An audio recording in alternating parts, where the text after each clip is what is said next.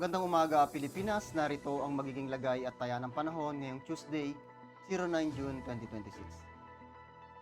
Sa kasalukuyan, wala nga tayong minomonitor na low pressure dito sa labas, ganoon rin sa loob ng ating Philippine Area of Responsibility. Ngunit ang southwest monsoon or hanging habagat naman ang nakakaapekto dito sa malaking bahagi ng Luzon, particular na nga ang northern at central Luzon. Samantala, ang Metro Manila at lalabing bahagi ng ating bansa, aasahan natin ang mga localized thunderstorm. Para sa general area forecast, dulot ng southwest monsoon, aasahan natin ang Ilocos Region, Batanes, Babuyan Island, at Zambales ang maulap na kalangitan na may kalat-kalat na pag-ulan, pagkulog at pagkidlat. Samantala ang Metro Manila, nalalabing bahagi ng Luzon, ganoon na rin ang Visayas at Mindanao, aasahan natin ang bahagyang maulap hanggang sa maulap na kalangitan na may mga posibilidad na pulo-pulong pag-ulan, pagkulog at pagkidlat, lalong-lalo na sa dakong hapon at gabi.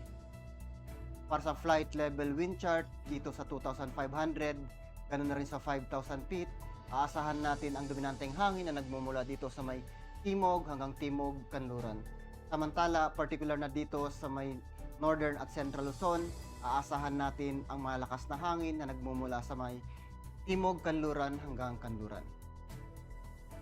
Pagdating sa 10,000 feet at 18,000 feet, particular na dito sa northern at central Luzon, aasahan natin ang malakas na hangin na nagmumula dito sa may timog kanluran hanggang kanluran. Pagdating naman dito sa Visayas at Mindanao, aasahan natin ang bahagyang malakas hanggang malakas na hangin na nagmumula naman sa may silangan. Ang impact nito sa flight operation, particular na sa Ilocos Region, Batanes, Babuyan Island at Zambales, aasahan natin ang mga moist southwesterly flow producing rains and gusty surface wind, dulot yan ng habagat.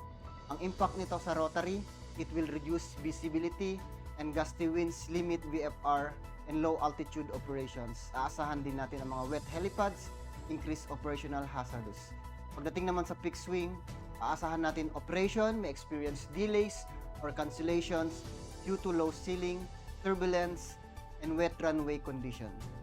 Pagdating dito sa Metro Manila, na labing bahagi ng ating bansa, dulot ng mga localized thunderstorm, aasahan natin ang afternoon convective development, producing gas front and heavy rains. Ang impact nito sa rotary, it will produce downbursts, strong gusts, and reduced visibility and may pose significant hazard, so avoid in-flight in the seas. Pagdating naman sa peak swing, aasahan natin ang mga severe turbulence, wind shear likely during arrival and departure phase. Aircraft may experience temporary delays or required diversions. Ang araw ay sumikat kay ng 05:26 AM at lulubog mamayang 06:24 PM. Meron tayong moon illumination na 39% decreasing.